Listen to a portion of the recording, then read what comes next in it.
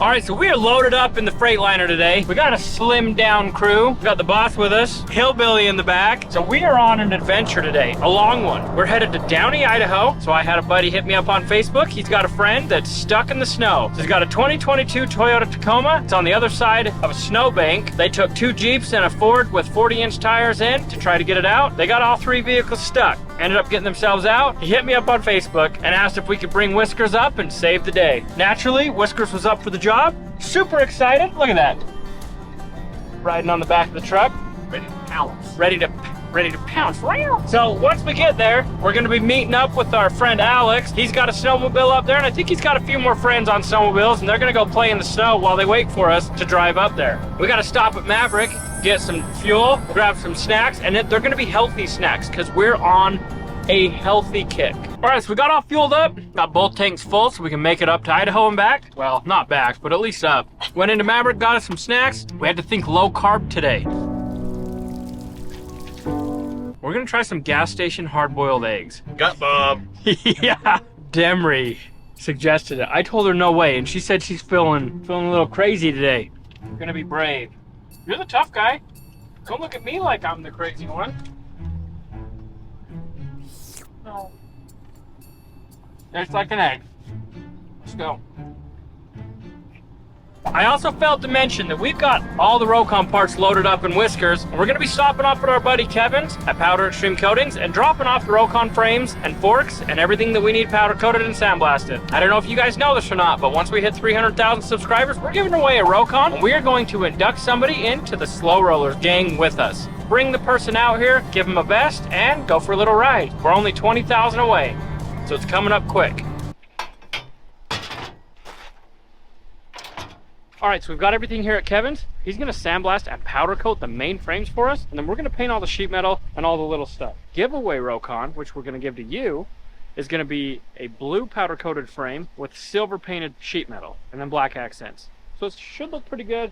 We're excited, so we'll have Kevin do it.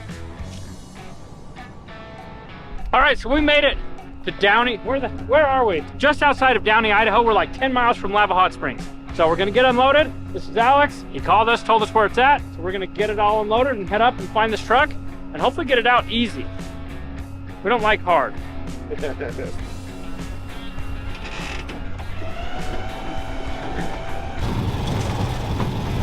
A little bumpy ride. So we got Hillbilly in the back, we got Alex. The boss flinging the camera. So we're about 2.5 miles up this road. We should come to a snowdrift, and the Tacoma should be on the other side. Straight through right there is where we're gonna be. So you'll go all the way up, Okay. almost to the mountain, and then you'll take a left and it'll pull me up and through there. All right, so we're about halfway through, and if you hear this, it's not sounding great. So we're gonna pull this up, check it out, see what we got going on. Yeah, like he said, you don't need all thick cylinders, but it helps. It does help. Sounds like it's not firing on all cylinders. Well, what do you know? Well, stick your finger in there and start and make sure it's still arcing. All right, well, let's see if that sounds better. Much better. Now we're gonna get some real speed. Burn like a kitten now. Yeah. Well, let's go wash the window though. All right, so we don't have any washer fluid on here. We're using snow. Visibility's a little bit low today. So there's a lot more to this story than I thought. So the gentleman that got this thing stuck, he was coming home from Lava Hot Springs and he decided to take this bypass road using an app to get him across so he could get to the highway and go back to Salt Lake City. Well, anyway, he got in to the point where he had to call search and rescue. And he called search and rescue after he dug himself out the first time. Search and rescue came and got him and his wife out. They had to abandon the vehicle because they rescue people, not vehicles. Anyway, so then he called our buddy Alex. Alex came up with 2 Jeeps and a truck that's on 40s. They were trying to get to it. They ended up getting stuck. Snowmobiled in. They got the truck a little bit further, so he mobbed it all the way into a snowdrift.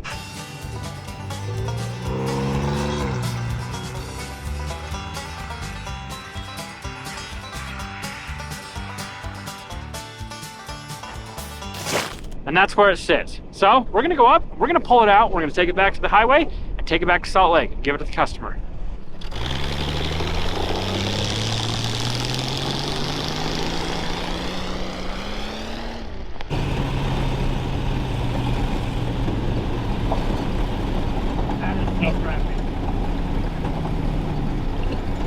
right, so we made it to the Tacoma. Now this thing is sitting in a hole. So they took hours and dug themselves a trench to try to get out.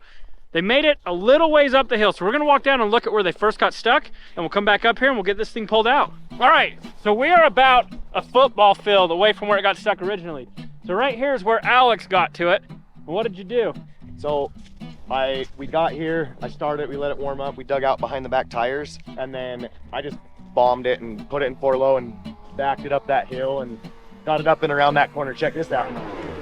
Hey! So I backed it up that hill, got it just around the edge of that corner, and then I hit it doing probably like 65 miles an hour and blasted through it, made it to where we're at right now. Right here's the edge of the jump. That's where I jumped. You landed all the way up here. And landed right here with the front end, hit the horn. So he high marked it 2022 Toyota Tacoma style right here. So he's today's winner. Well, let's get back up here and let's get this thing pulled out because it's starting to get cold.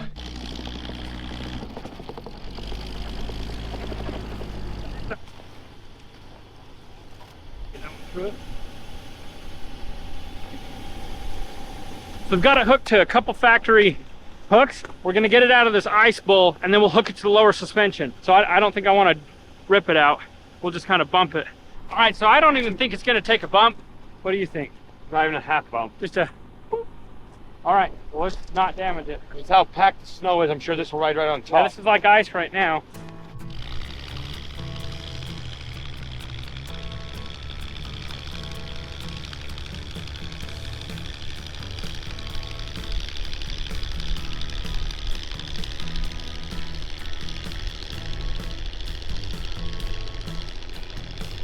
All right, so that wasn't too bad, but as you can see, it literally is just digging ruts. So we're gonna just pull them out the rest of the way and get it down off the mountain and take it back to Salt Lake. Not too bad. Another thing, there's 2 more vehicles up that road on the other side of the hill that are stuck. There's a Subaru and there's a Jeep. So if those are your vehicles, drop us a comment, send us an email, or hit up Alex. He's gonna be posting on every forum he can think of so we can try to figure out who owns them and possibly come back and get them. So if they're yours, let us know.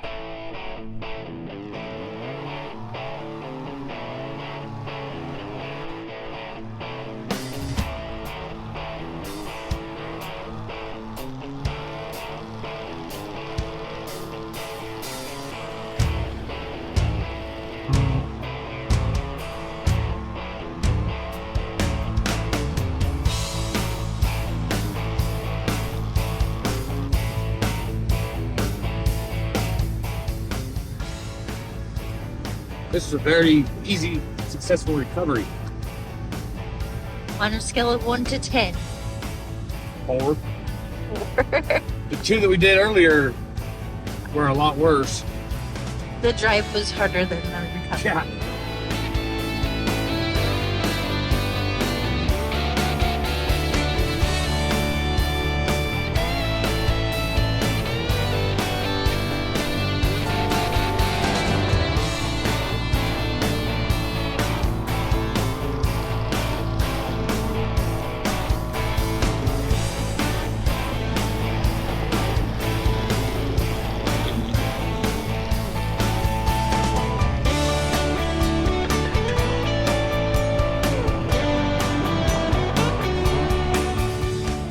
I got the real speed of Whiskers. Oh, we're dropping, but we were doing 20, but now we're doing 15, 10, That's 13, not 10. 13.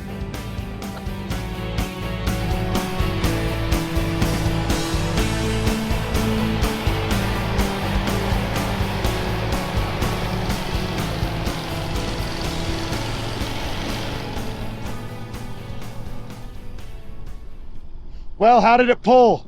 A lot of resistance, but we got it through. So we still got about halfway to go, but we're making it. Whiskers was going 20 miles an hour. Top speed! Yeah! That's what's up. 20 miles an hour in tow. All right, Whiskers is doing his job. We're gonna get him off the mountain, back home to its owner, safe and sound.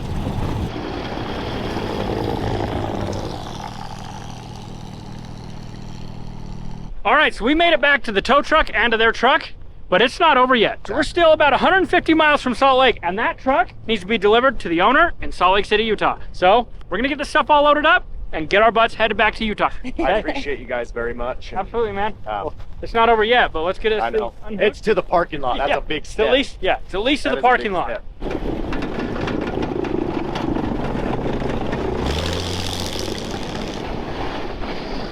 So the deal was, I drive the tow truck all the way from Utah to Idaho, and Hillbilly has to drive it all the way back to Utah.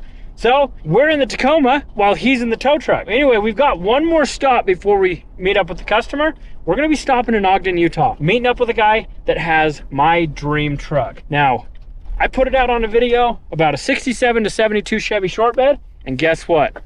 We found that truck. So we're gonna go take a look at it and see if it's something we ought to get. We're gonna let you guys decide whether or not we buy it. We'll go take a look at it, see what you guys think, see if we can make a deal.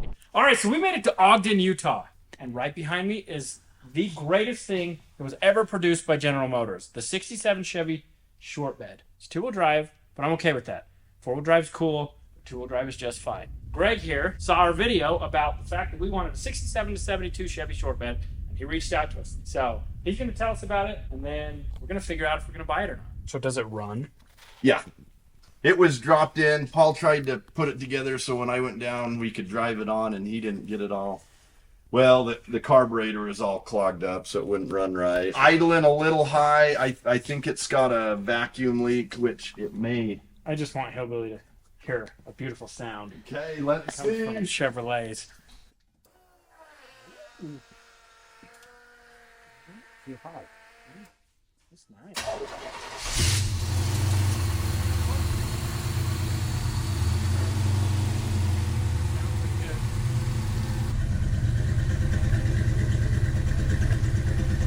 What do you think?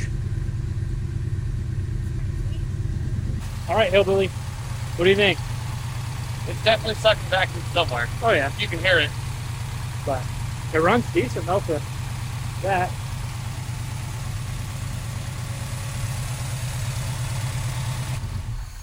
Yeah, we'll start getting light pretty quick.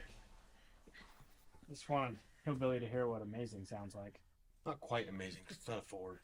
So we've looked it over, and it's definitely had a chemical reaction. It's wrinkled everywhere, and it just needs to be stripped. So it's a lot of work. As you guys have seen, and as you have seen, taking it down to the bare metal and bringing it back to life is a lot of work. And there's months and months and months of sanding. And there's only one person that I know that's crazy enough to do that, and that's Hillbilly. Anyway, so this is basically a one-owner barn find, because we are standing inside a barn. It might be a new barn, but it's still a barn. You guys will have to let us know. Would this be a cool truck to restore after the Charger? Drop a comment, let us know, and we might just have to buy it. These short beds are like sought after. So to have a short bed Chevy that is possibly gettable in the state of Utah is pretty cool. All right, so we just left Greg's barn, and I'm gonna tell you, I really hope that I get to buy this truck. I think it'll be super awesome for the channel, and I think you guys would like it, and I think I would like it even more. So anyway, we're gonna do everything we can to try to buy it so that we can show you guys what it's like to restore a 67 Chevy short bed. Anyway, we're just leaving Ogden, Utah, headed to Salt Lake. We're gonna meet up with the customer that owns this truck, give it back to him, and then we have a couple-hour drive home. All right, so we made it to Salt Lake. We're giving Luis his truck back, and since he got recovered, he gets a hoodie. Thank you very much. Yeah, no problem. And as always, we appreciate you. If you enjoyed this video, go check out this one.